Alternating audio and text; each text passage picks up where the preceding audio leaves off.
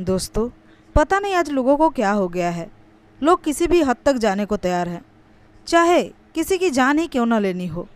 वह जरा भी नहीं हिचकिचाते। आज हम एक ऐसी ही घटना के बारे में बातें करने जा रहे हैं जिसे सुनकर लोगों के कलेजे कांप उठे। दरअसल एक खूबसूरत महिला ने अपने पति का कत्ल करके उसके लाश के कई टुकड़े कर दिए। इतना से भी जी नहीं भरा, उस लाश के पास बैठकर टीवी देखती रही। दोस्तों नमस्कार, मैं किरण कुमारी आप सभी का अपने चैनल में स्वागत करती हूं। दोस्तों, दरअसल जो घटना आज मैं आपको बताने जा रही हूं वो दिल्ली से सटे हरियाणा के बहादुरगढ़ इलाके की है। दोस्तों, आपको बताते चलूं कि आसंडा गांव में रहने वाले बलजीत की शादी 4 साल पहले पूजा नाम की लड़की से हुई थी। जब उनकी शादी हुई तो सब ठीक ठाक चल रहा था और वो दोनों में बहुत ही ज़्यादा प्रेम था।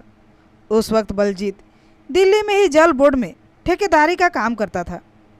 वह काम के चक्कर में ज़्यादातर घर से बाहर ही रहा करता था, इसलिए पूजा घर में अकेली ही रह जाया करती थी। इसी तरह समय बीतता गया। तभी पूजा की दोस्ती एक आवारा किस्म के युवक आंसू के साथ हो जाती है और यह दोस्ती कब प्यार में बदल जाती है यह उन्हें भी पता नहीं चलता। यह प्यार इतना परवान चढ़ जाता है कि यह बेडरूम तक चला जाता है। पूजा अपने पति के काम पर जाते ही उस युवक को अपने घर बुला लिया करती है और दोनों एक दूसरे को जी भर के प्यार करते हैं। हालत यह हो गई थी कि पूजा अब एक दिन भी उसके बिना रहना नहीं चाहती थी, इसलिए वह आंसू को रोज ही घर पर बुला लिया करती थी। 24 अप्रैल को बलजीत जब काम पर गया तो बोलकर गया कि आज वो घर नहीं आ पाएगा क्योंकि उसे कुछ ज़्यादा ही काम है। वह यह कहकर घर से चला जाता है, लेकिन उसको काम पे जाते ही पूजा खुशी से झूम उठती है। अब उसे आंसू से मिलने में कोई दिक्कत नहीं होगा आज, यही सोचकर वह खुश हो जाती है और अपने आंसू को यानी प्रेमी को बुला लेती है। उस रात काम जल्दी ही बलजीत का खत्म हो जाता है और वह घर आ जाता है। बलजीत जैसे ही घर में दाखिल होता है तो उसके पैरों तले से ज़मीन खिसक जाती है क्योंकि उसकी पत्नी आंसू के साथ रंगरलियां मना रही होती है। यह देखकर उसकी आंखें फटी की फटी रह जाती है और उसका खून खौल उठता है। इधर पूजा को भी बिल्कुल ही विश्वास नहीं हो रहा था कि उसका पति घर आ गया है। इतना सब होने के बाद भी पूजा को शर्म नाम की चीज़ नहीं आ रही थी। वह बेशर्मों की तरह अपने पति से लड़ाई करने लगी और इतने में ही उसका प्रेमी आंसू वहाँ से भाग जाता है। इस घटना को बलजीत किसी तरह भूलकर अपना गुस्सा शांत करता है, लेकिन उसकी पत्नी का इरादा खराब हो जाता है। वह अपने पति को अपने रास्ते से हटाने के बारे में सोचने लगती है क्योंकि पूजा अब अपने पति के साथ बिल्कुल रहना नहीं चाहती है, बल्कि वह तो पूरी तरह से आंसू का हो जाना चाहती है। उस दिन जब उसका पति घर आया तो पूजा ने उसे खाना परोसा, लेकिन उसने सिर्फ खाना नहीं परोसा था बल्कि अपनी साजिश का पहला चाल भी चलना शुरू कर दिया था। यानी कि उस खाने में उसने ढेर सारे नींद की गोलियां मिला दी थी। उसके पति ने जैसे ही वो खाना खाया वो नींद की आगोश में चला गया। जब पूजा ने देखा कि उसके पति पूरी तरह से नींद में सो गया है तो उसने फ़ोन करके अपने आशिक आंसू को बुला लेती है और उसे सारी बातें बताती है कि इसे हमें कैसे ख़त्म करना है, और उसने इसे नींद की दवा देकर सुला दिया है। यह देखकर आंसू बाहर चला जाता है और बाहर से 3 दोस्तों को और बुला कर लाता है। उन चारों ने मिलकर यानी कि पूजा ने अपने ही दुपट्टे से उनकी मदद लेकर अपने पति का गला घोंट देती है। जब इस बात की तसल्ली हो गई कि बलजीत मर चुका है, तब आंसू अपने दोस्तों के साथ वहाँ से भाग जाता है।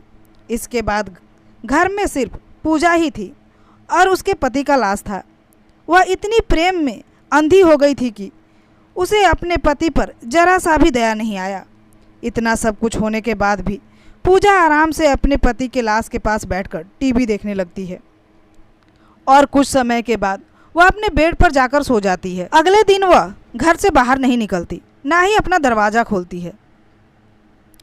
24 और 25 तारीख को यानी कि 2 दिन तक वह अपने पति के लाश के साथ ही रहती है। 2 दिन के बाद पूजा अब उस लाश को ठिकाना लगाने के बारे में सोचने लगती है। तभी उसके दिमाग में एक और प्लान आता है। उस प्लान को पूरा करने के लिए पूजा ने 26 अप्रैल को फिर से अपने प्रेमी आंसू को घर बुलाती है और कहती है तेज धार हथियार भी लेते आना। जब आंसू उसकी घर आता है तो दोनों मिलकर उस लाश के टुकड़े टुकड़े कर देते हैं। उन दोनों ने मिलकर उस शरीर के टुकड़े को छुपाने की कोशिश करते हैं। उसके धड़ को एक बैग में रख देते हैं और उसके सर को कमरे में ही गाड़ देते हैं। उसके बाद उसके हाथ पैर को एक तसले में रखकर ढक देते हैं। उन दोनों ने मिलकर इस घटना का अंजाम तो दे दिया था, लेकिन लाश को अभी तक ठिकाना नहीं लगा पाए थे। जब लोगों ने बलजीत को नहीं देखा तो यानी कि उसके परिवार वाले जब बलजीत को 2-4 दिन नहीं देखे तो बलजीत को ढूंढते हुए पूजा के घर पर आ गए। पूजा के घर पे आते ही जैसे ही उन्होंने दरवाज़ा खोला तो घर की हालत देखकर उनकी आंखें फटी की फटी रह गई। यानी कि बलजीत के भाई कुलजीत जब घर में दाखिल होता है तो उसकी नज़र उस तसले पर जाती है जिसमें उसके भाई के हाथ पैर रखे हुए थे। यह दृश्य देखने के बाद वह कांप जाते हैं।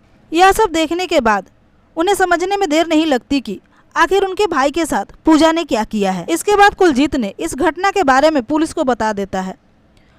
पुलिस को घटना की सूचना मिलते ही फौरन ही पुलिस पूजा के घर पे आ जाती है और उसे गिरफ्तार कर लेती है। इसके बाद पूजा की मदद से आंसू और उसके दोस्तों को भी गिरफ्तार कर लिया जाता है। दोस्तों, पूजा और उसके दोस्त सलाखों के पीछे तो चले गए, मगर उससे क्या होने वाला है? क्या बलजीत इस दुनिया में फिर से वापस आ सकता है? कोई पत्नी इतनी बेरहम कैसे हो सकती है कि प्यार में अंधा होकर अपने ही पति का कत्ल कर दे? दोस्तों, इस घटना को सुनाने का मेरा मकसद किसी को दुख पहुंचाना नहीं है, बल्कि आप सभी को जागरूक करना है ताकि आगे चलकर इस तरह की घटना ना हो सके। तो दोस्तों, अगर आपको ये वीडियो पसंद आई हो तो वीडियो को लाइक करके चैनल को सब्सक्राइब जरूर कर लें। धन्यवाद।